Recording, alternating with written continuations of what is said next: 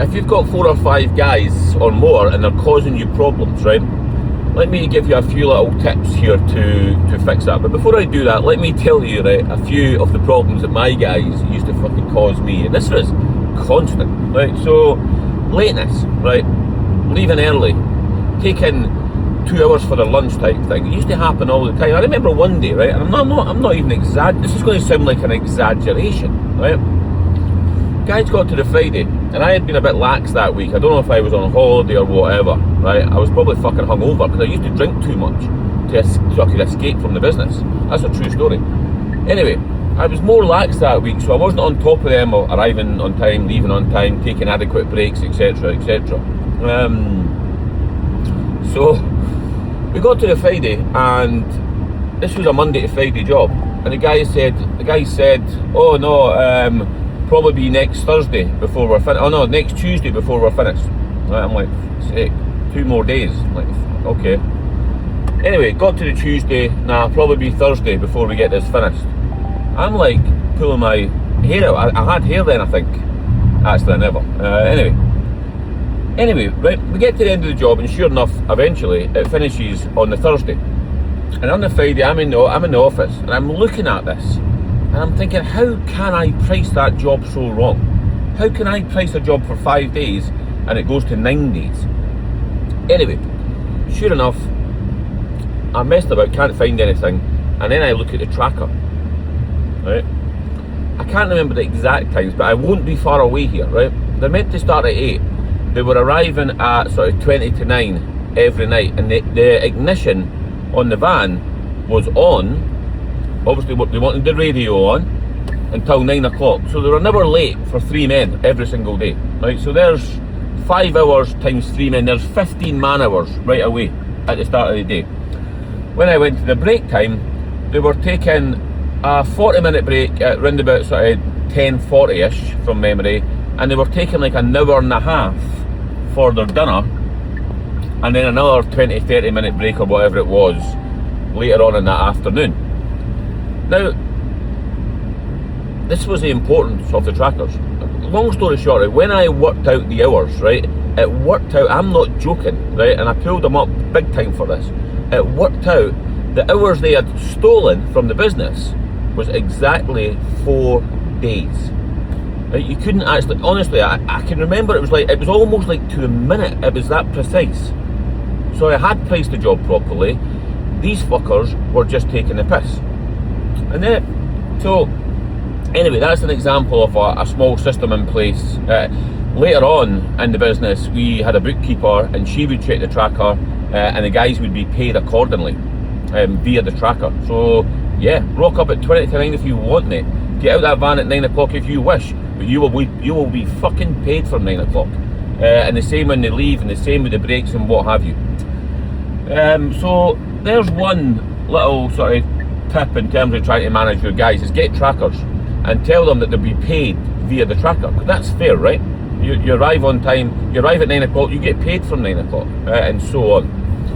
What else did my guys used to get up to? Leaving the site in an absolute mess.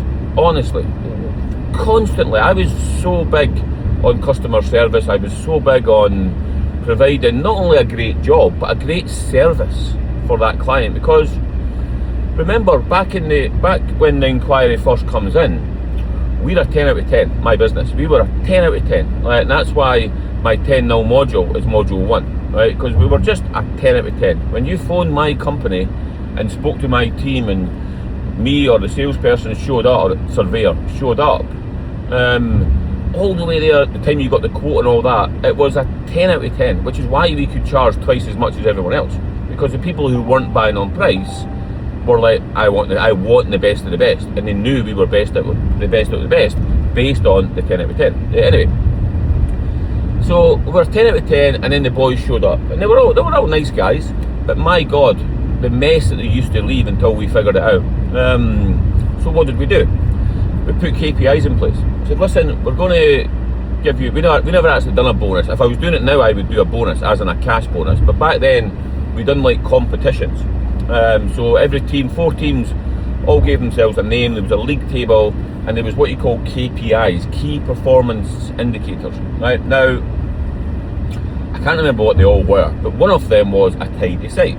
So when the project manager shows up on site, he will inspect your site, and if it's to standard, then you will effectively get a point. Effectively, if it's not to standard, you don't get a point. The other team gets a point, and they win the competition at the end of the month. And with the competition came prizes and stuff like that.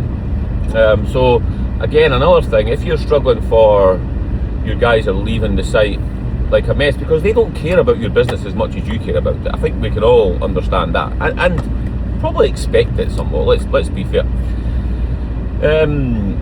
It's one way to effectively encourage them, motivate them, or incentivize them to leave the job clean. You can do the same with finishing a job on time and a whole bunch of other things. These are called KPIs, and every business should have them. Now, like any system in your business, they're easy to put in place. Anyone can put a system. You can say now, okay guys, WhatsApp chat, we're going to put KPIs in place, and this is what happens, blah blah blah. It doesn't work like that. It'll go in that ear and out that ear, and then when they don't get their bonus because you've not explained it properly and spoke to them about why you're doing it, they'll then moan, an argument will occur, they'll do shit work or they'll leave. Right, guys, we need to get in the program here, especially if you're that guy and you've got 3 or 4 teams or more, or even 2 teams.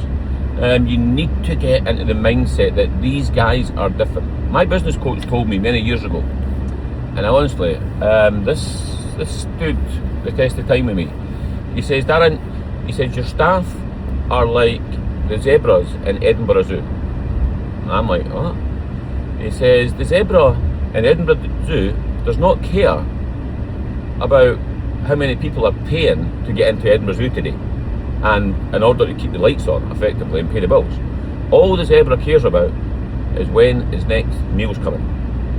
And I must say, I loved that analogy. I thought, my guys are exactly the same. They don't care about anything. They probably do care about doing a good job because they've got an ego and they want to fucking take pictures and show their missus and their friends. But they don't care about being late and my customers sitting at the window waiting for them. They don't care about leaving early in that job that was meant to be finished on Friday because my customer's having a party on Saturday going on to Thursday, and so on and so on and so on. They don't care. So what do we have to do as business owners? We have to motivate them, we have to incentivize them, and we have to get them, one, wanting to do a good job, but 2, recognizing that doing a good job is not just doing a good job on site. It's showing up on time, it's presenting yourself properly, it's speaking nice to the customer, it's speaking nice to passers-by, it's being courteous to delivery drivers and all of that. Because that's how you create a brand, that's how you create a professional company that your client, by the way, your most, what's the word I'm looking for, I can't remember, the best selling tool you will ever have is a satisfied customer. Fact. And we want, if our guys can look after them, they will look after us in terms of recommending us, leaving a review, paying on time and so on. I hope that was beneficial. It was meant to be a 90-second video, it's turned into almost 9 minutes, so I'll have to put this on YouTube. Is what it is. I hope you like it. Have a good day.